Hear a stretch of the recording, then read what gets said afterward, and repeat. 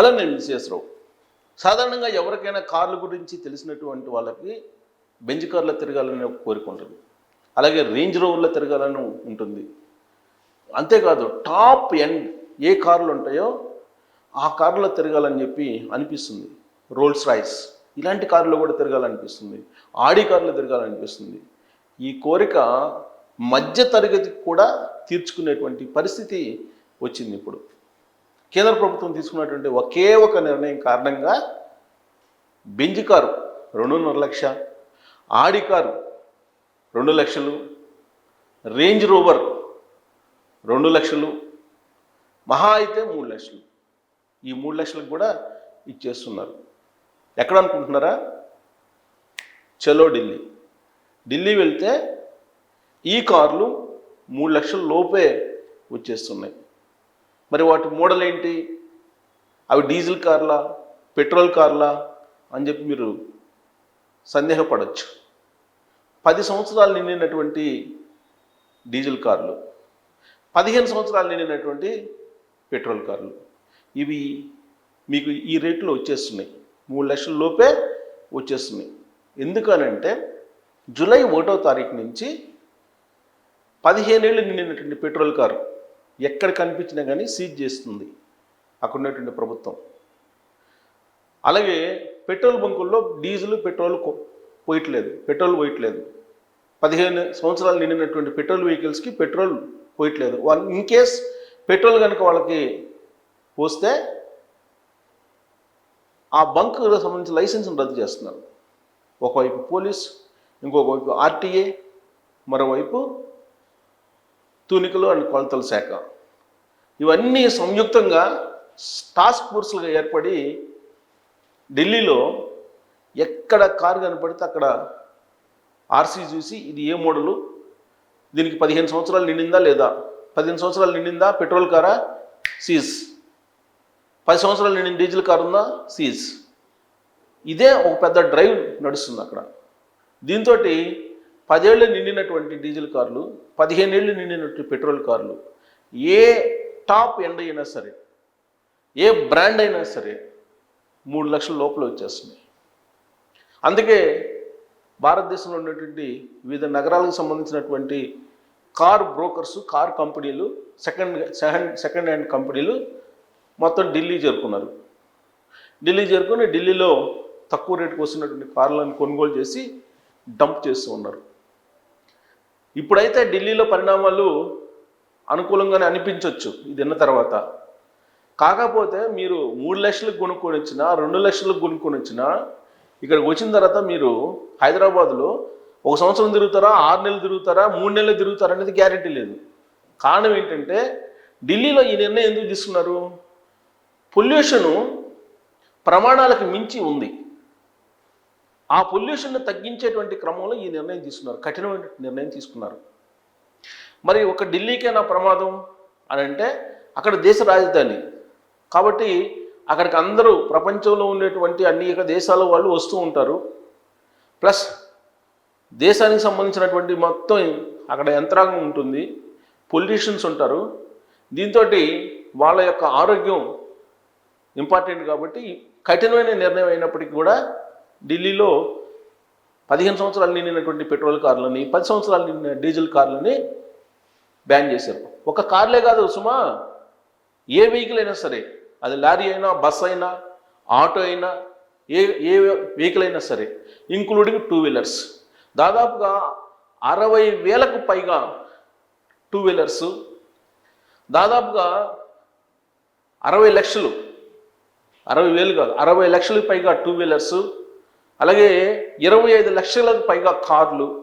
ఇవి కాకుండా ఆటోలు, లారీలు, బస్సులు, ఇట్లా రకరకాల వాహనాలు ఉంటాయి కదా, అవి మొత్తం కలిపి వెరసి 1,00,00,000 వాహనాలకు పైగా బ్యాన్ చేస్తున్నారు. మరి వీటన్నిటిని ఏం చేయాలి? తుక్కుకేయాలి గవర్నమెంట్ చెప్పింది దాని ప్రకారం. కానీ అలా వేయట్లేదు. 8 సంవత్సరాలు 9 సంవత్సరాలు ఉన్నటువంటి వెహికల్స్ని అమ్మేస్తున్నారు. కొనుగోలు చేయడానికి వివిధ రాష్ట్రాల నుంచి కారు బ్రోకర్స్ అక్కడికి వెళ్తున్నారు. వాళ్ళు ఆ కార్లను కొనుగోలు చేస్తున్నారు. 2.5 లక్షలకి 3 లక్షలకి బెంజ్ కార్లు, రేంజ్ రోవర్లు, ఆడి కార్లు, వీటన్నిటిని కొనుగోలు చేసి తీసుకొస్తున్నారు. తీసుకొచ్చి ఇక్కడ అమ్ముతున్నారు. మిగతా ప్రాంతాల్లో, భారతదేశంలో మిగతా ప్రాంతాల్లో అమ్ముతున్నారు. మరి వాళ్ళు తక్కువ రేటుకు వస్తుంది కదని చెప్పి కొనుగోలు చేస్తున్నారు. ఎందుకంటే బెంచ్ కార్లో తిరగడం అనేది ఒక కళ చాలామందికి, రేంజ్ రోవర్లో తిరగడం అనేది ఒక డ్రీమ్, అలాగే ఆడి కార్లో తిరగడం అనేది ఒక గోల్. ఇలాంటివి ఉంటాయి చాలామందికి, యూత్కి.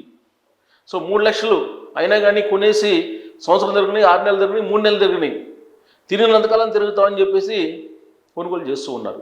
అందుకే ఇక్కడ డిమాండ్ని బట్టి ఢిల్లీ వెళ్ళి సెకండ్ హ్యాండ్ కంపెనీలు కొనుగోలు చేసి తీసుకొచ్చి అమ్ముతున్నారు. మార్జిన్ చూసుకుని కారుకు 1 లక్ష 2 లక్షలు తీసుకుని అక్కడ 3 లక్షలు కొంటే 3.5 లక్షలకి ఇలా అమ్మేస్తున్నారు. మరి ఇక్కడ పొల్యూషన్ పెరగదా? పెరుగుతుంది. ఇప్పటికే హైదరాబాద్లో కొన్ని ప్రాంతాల్లో ప్రమాణాలకు మించినటువంటి పొల్యూషన్ ఉంది. ఢిల్లీలో సంవత్సరంలో 180 రోజులు నివాస యోగ్యం కానిటువంటి వాతావరణం ఉంటే హైదరాబాద్లో ఇంచుమించుగా అలాంటి పరిస్థితి ఉంది. మరి హైదరాబాద్లో బ్యాన్ చేయరా అంటే ఇప్పటికే ఆటోలను నియంత్రించారు. డీజిల్ ఆటోలను ఎంటర్ కానియకుండా నియంత్రణ పెట్టారు.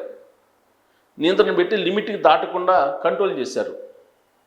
మరి ఇక్కడ పొల్యూషన్ తగ్గించేటువంటి చర్యలు తీసుకోరంటే తీసుకుంటారు సమీప భవిష్యత్తులోనే. ముంబైలో తీసుకోరంటే తీసుకుంటారు. మరి నాగ్పూర్లో తీసుకోరంటే తీసుకుంటారు. బెంగళూరులో తీసుకుంటారంటే ఖచ్చితంగా తీసుకోవాలి అనివార్యంగా, లేదంటే పొల్యూషను పెరిగిపోతూ ఉంటుంది. మనకి ఢిల్లీలో మొదలైంది ఈ ప్రాసెస్. అది ఖచ్చితంగా రాబోయేటువంటి రోజుల్లో భారతదేశ వ్యాప్తంగా మెట్రోపాలిటన్ సిటీస్లో అమలు చేసేటువంటి అవకాశం ఉంది. అంతకు మించినటువంటి మార్గం లేదు. అందుకే ఇప్పుడు ట్రాఫిక్ జామ్ విపరీతంగా అవుతున్నటువంటి బెంగళూరులో కానీ, హైదరాబాద్లో కానీ, ముంబైలో కానీ, ఇలాంటి చోట్ల ఢిల్లీలో ఏ తరహాలో అయితే నిర్ణయం తీసుకున్నారో 15 సంవత్సరాలు నిండినటువంటి పెట్రోల్ వెహికల్స్, అలాగే 10 సంవత్సరాలు నిండినటువంటి డీజిల్ వెహికల్స్ బ్యాన్ అనేది రాబోయేటువంటి రోజుల్లో కూడా ఇక్కడ కూడా తీసుకునేటువంటి అవకాశం ఉంది. ఈ లోపుగా ఎంజాయ్ చేసే వాళ్ళు చేయొచ్చు కొనుగోలు చేసుకొని. కాకపోతే అక్కడి నుంచి తీసుకురావాలంటే అక్కడి నుంచి తీసుకొచ్చి ఎన్ఓసి తీసుకోవాలి, ఇవన్నీ ఉన్నాయి. ఇప్పుడు మారినటువంటి కేంద్ర ప్రభుత్వ మార్గదర్శకాల ప్రకారం ఎక్కడ కారైనా సరే తిరగచ్చు. భారతదేశంలో ఏ రాష్ట్రానికి సంబంధించిన కారు అయినా కానీ ఎక్కడైనా తిరగచ్చు ప్రైవేటు వాహనాలు. పబ్లిక్ ట్రాన్స్పోర్ట్కి అయితే నిబంధనలు ఉంటాయి. ఏ స్టేటు ఆ స్టేట్ మారేటప్పుడు మళ్ళీ పర్మిట్ తీసుకోవాలి. బట్ ప్రైవేటు వాహనాలకు అలా ఉండదు. కాబట్టి ఇప్పుడు ఢిల్లీ వైపు అందరూ చూస్తున్నారు. ఢిల్లీ వెళ్ళి ఈ వాహనాలను కొనుగోలు చేసుకోవడానికి క్యూ కడుతున్నారు. సెకండ్ హ్యాండ్ కార్లను కొనుగోలు చేసేటువంటి మీడియేటర్స్ లేదంటే కంపెనీలు.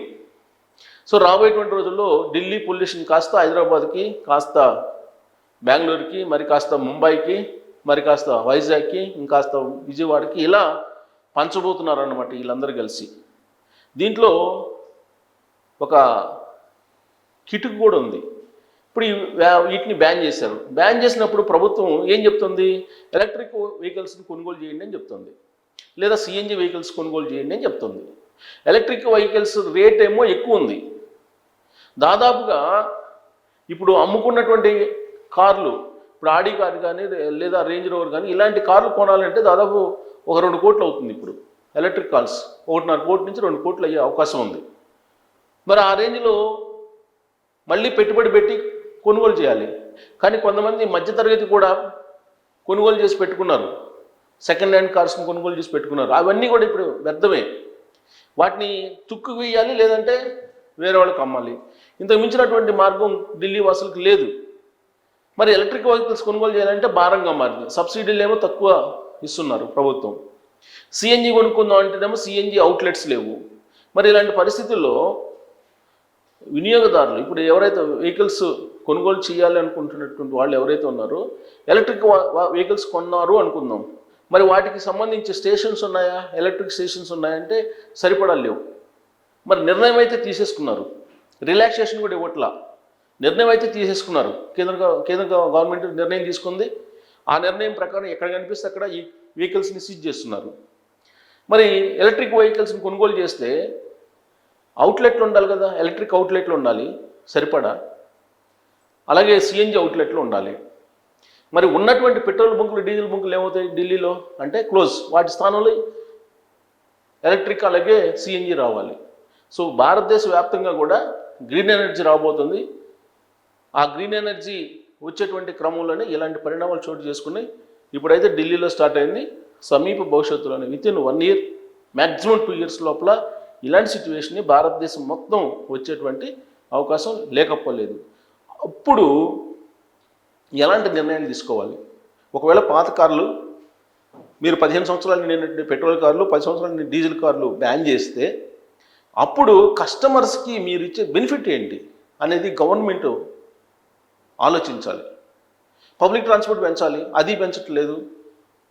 మరి గవర్నమెంట్ వైపు నుంచి ఎందుకు ఇలాంటి నిర్ణయాలు తీసుకుంటున్నారు? కఠిన నిర్ణయాలు అంటే పొల్యూషన్ కంట్రోల్ అంటున్నారు. ఓకే, మరి అలాంటప్పుడు ప్రత్యామ్నాయం చూపించాలి. ప్రత్యామ్నాయం చూపించిన తర్వాత నేను నిర్ణయం తీసుకోవాలి. ఎలాంటి ప్రత్యామ్నాయం చూపించకుండా ఈ నిర్ణయం తీసుకున్నారు ప్రజెంట్.